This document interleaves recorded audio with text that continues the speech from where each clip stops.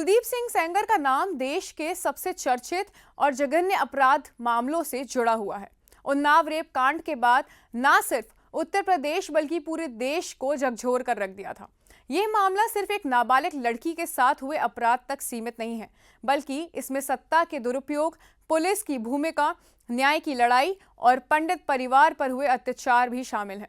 पूर्व भाजपा विधायक कुलदीप सिंह सेंगर इस पूरे मामले का केंद्र रहे हैं।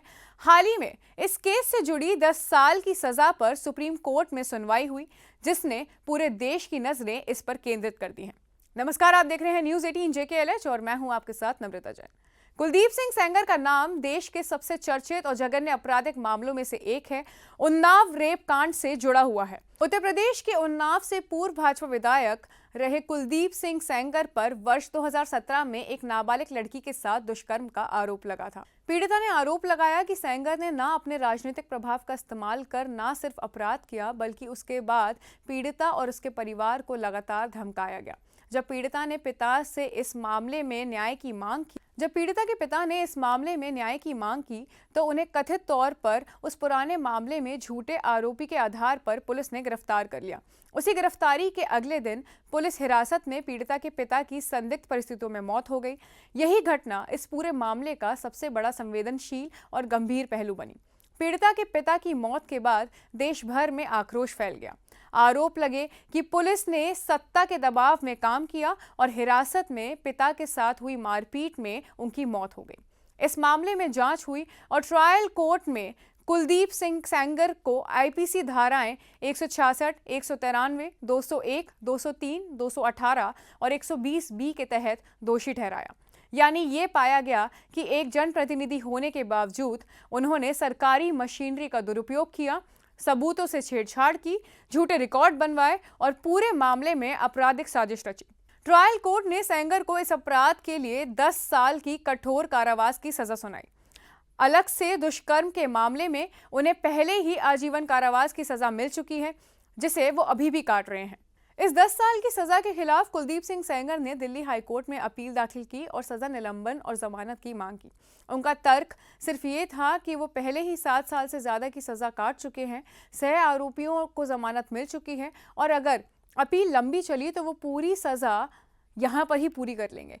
दिल्ली हाईकोर्ट ने ये कहते हुए जमानत देने से इनकार कर दिया कि सेंगर पहले से ही नाबालिग से दुष्कर्म के मामले में आजीवन कारावास भुगत रहे हैं और जमानत के लिए कोई असाधारण परिस्थिति नहीं है। दिल्ली हाईकोर्ट से राहत न मिलने के बाद सेंगर सुप्रीम कोर्ट पहुंचे। सुप्रीम कोर्ट में इसी याचिका पर सुनवाई हुई। इस सुनवाई की पीठ में भारत के मुख्य न्यायाधीश जस्टिस सूर्यकांत, जस्टिस जयमाल्या बागची और जस्टिस NV अंजारिया शामिल थे।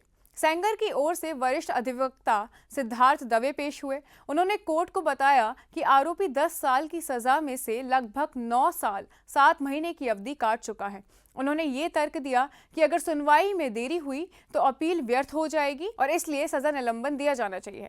सुनवाई के दौरान सॉलिसिटर जनरल तुषार मेहता ने कड़ा रुख अपनाया। उन्होंने कहा कि जब आरोपी पहले से ही एक अन्याय मामले में आजीवन कारावास की सजा काट रहा है तो इस 10 साल की सजा के निलंबन से व्यवहारिक रूप से कोई फर्क नहीं पड़ेगा।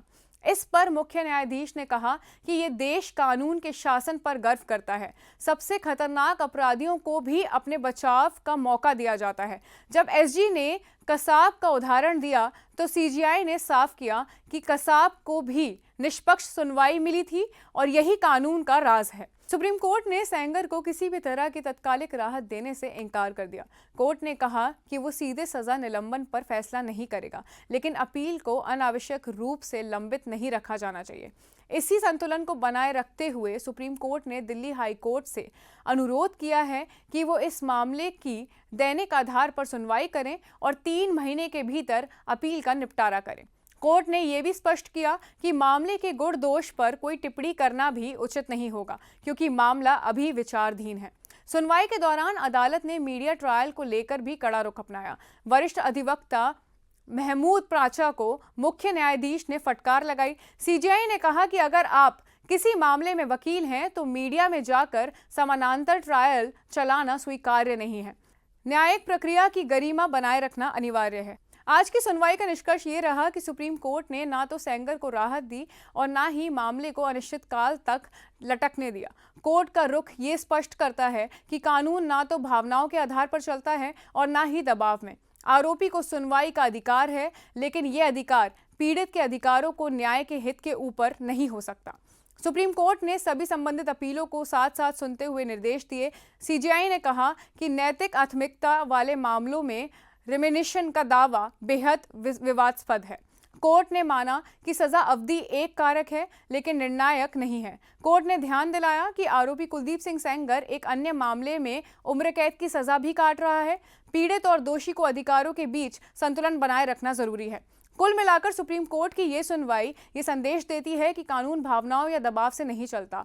आरोपियों को निष्पक्ष सुनवाई का अधिकार है, लेकिन ये अधिकार पीड़ित के न्याय और समाज के हितों के कीमत पर नहीं होना चाहिए। ये सबकी निगाहें दिल्ली हाई कोर्ट पर हैं, जहां 11 तारीख को इस मामले में तेजी से सुनवाई होने की उम्मीद है।